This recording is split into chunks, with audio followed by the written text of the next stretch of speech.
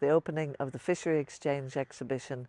It's another project with artists who've been involved with the oyster farmers and scientists over a course of a year, and I'm very excited to see that. How the exhibition came about, it's really a continuation of previous work that I've done in Carlingford, where I invited artists to come and make work in relation to a particular site.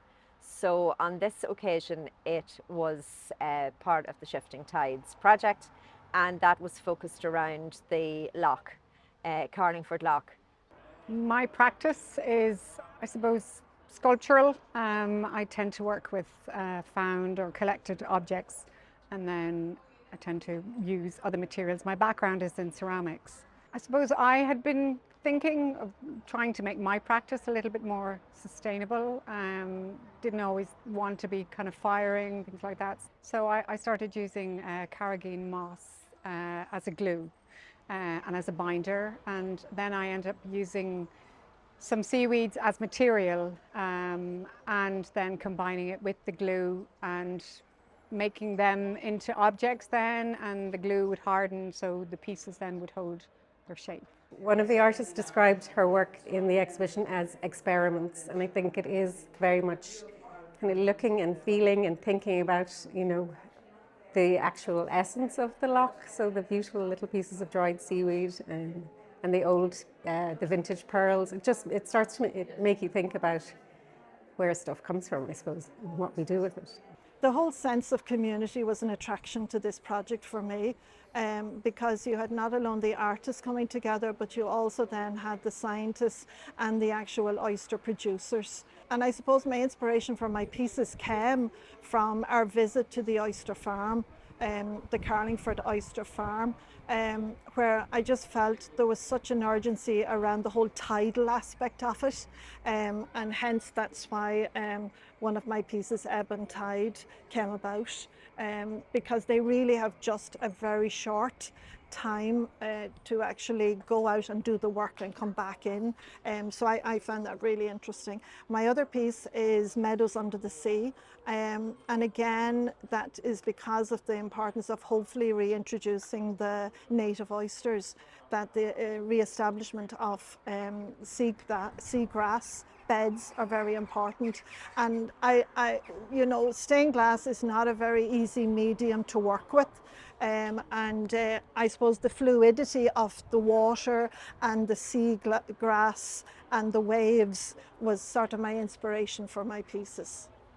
You take very much for granted what our loch is like around here, and I suppose it's nice for it to be highlighted even through some kind of visual arts, because you take nature for granted on the land.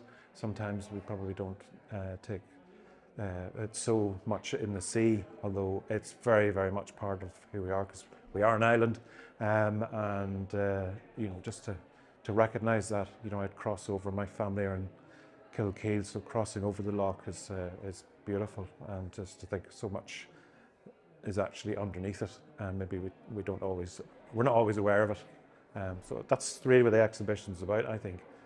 I've been working here in Carlingford with the Oyster Guys since 2011, and during that time, but probably a post-COVID thing, I think, if I'm honest, I have seen a real paradigm shift from a almost them and us approach, where you have industry and people who are commercially interested in a species or an area of the loch, and scientists and the community groups, and it has been quite siloed. I think what I have got out of being part of the Fishery Exchange project is starting to see those silos breaking down, and starting to see people understand that we're actually all in the same sphere. We're just looking at it from slightly different angles, and there's a lot to be done by working collaboratively. Working alongside Heidi McIlvany, the PhD student that we had on board, we had a chat about how she takes samples of sediment in order to figure out how much carbon they can store. And while she was talking about that process, I realised that it was very similar to how you make paint, earth pigments, and I thought there was something in that. And that took me down that rabbit hole for several months, and I now have some paintings in the exhibition that are made using the earth pigments from stone taken from the loch. I really love the pieces that Suzanne created where she used the earth pigments and pigments from the loch, because that reminded me of the first conversation we had where I explained about my process in the lab, and it resonated with how she makes the pigments, and to see the texture in them and the colors is really just incredible and beautiful. But I also have a personal bit in my heart for the seagrass glass. That's what I study, and just to see the fluidity of the glass and the different colors of the green, I loved it so much. Going out, bringing the soil samples, drying them, and as Suzanne said, very, very similar to mixing paint. It's just we're going down to the basic elements of nature. And when you were brought up, you thought art was just a paintbrush on an easel or whatever, but it's not. It's love it, just to get all those elements into the art. It's like, what is art? That age-old question type thing, but it's fabulous. It's connected to nature and life and wildlife and everything. To actually see what the artists have created and presented in this exhibition today brings a whole new perspective to me on how to communicate about the issues that the loch is facing, and whether that's biodiversity loss or the messages of hope about what we can create again through oyster restoration. I usually talk in facts and figures, and that's boring. It's probably not that emotive, whereas artists have a completely different way of communicating and telling the story that is persuasive and convincing and motivating.